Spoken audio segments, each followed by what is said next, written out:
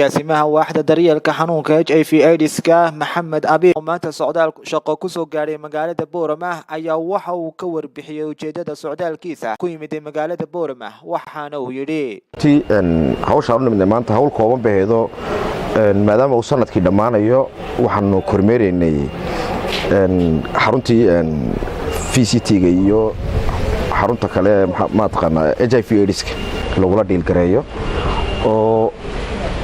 iska ahayd hawl kooban maadaama uu sanadkii dhamaanayo in hawlihii socdayna la kormeero waxa cusub ee maartay qorshayaal meesha jirana aan la wadaagno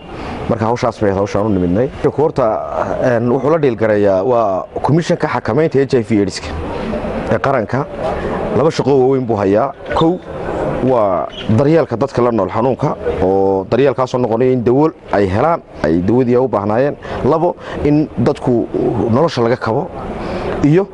wacyigelinta in laga wacyigeliyo dadka intii caafimaadka qabtay xanuunka labada shaqo komishan ku haya marka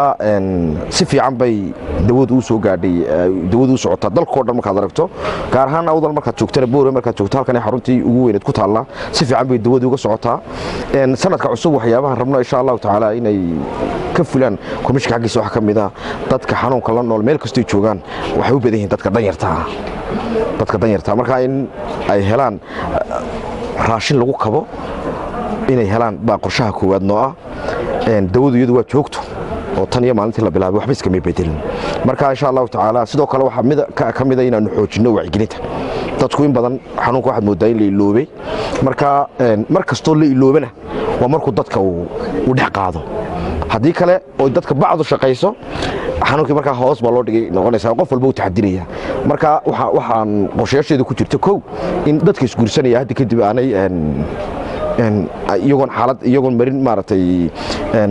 tijaabo caafimaad inaan isguursan because kaysas badan baanu haynaayo dalka dhan jira in aroos dhacay sanadkan 9 bilood ka bacdi markay gabadhu dhalayso uu laga heliyo marka dhiigii laga qaadiyo dhalmada iyo wixii laga heliyo xanuunka marka runtii taasina qorshaha kuwaad bay noo tahay sidoo kale berigii hore xanuunka wuxuu haleeli jiray dadka u dhaxeeya 35 ilaa iyo 59 inta u dhaxayso haleeli jiray hadda laakiin waxaad moodaa in hoos u soo dhaadhacay hadday haystaan dadku mid ama balaayo samada ka timid oo maaha waa wax qofka haleeli kara saacad kasta oo uu dhaco sidoo kalena ma aha xanuun kaliya ta loo kala qaado in qofku siniistadii say dadkeenu aaminsan yihiin imika markaan dhammaan soo marnay dalka oo dhan dadka ugu badan ee xanuunkaasi sababta loo kala qaaday waa dhiig la isku shubay because waa ogtiin dadkeena ama gaadha la dhacaya ama qofkii hooyadii way umulbay too way xanuunsanaysaa dad sharaf loo karaamo loo culimo ah oo inta haweenkooda xanuunsan dhiig lagu shubaa laga helay horta hal mushkilad baa jirta dalka oo dhan halka mushkilad waxa weeyaan xanuunku window period xilli la yiraahdo 3 bilood ugu horeysa arintaana waanu ku guda jirnaa inaanu arintaa la soo afmeero in 3 bilood ee hore sida loo ogaada way adagtay marka qof window period-kii ku jira baa dhiig laga qaado lagu shubo qof kale kaasi waa arrin lagu talaagay sida kale waxa la iska shubaa MCH iyo meelo badan baa dhiig lagu qaado si fiican loo hubin iyadoo aan jirin maartay marka qofka dhiig laga qaado 3 waji baa la mariyaa first second iyo third test baa la mariyaa saddexda marka laga qaado qofka dhiig lagu shubaa marka inta la mariyo la hubiyana waa muhiim waana mas'uuliyadda komishanka iyo wasaaradda caafimaadka marka taa waan ku hawlanaa in la keeno qalabkii akhriyay qofka caawa soo qaaday in dhiig marka laga shubay la ogaado waa Jamaal Umar Tubeec telefishinka caalamiga ee badda Cas 24 TV magaalada Boorama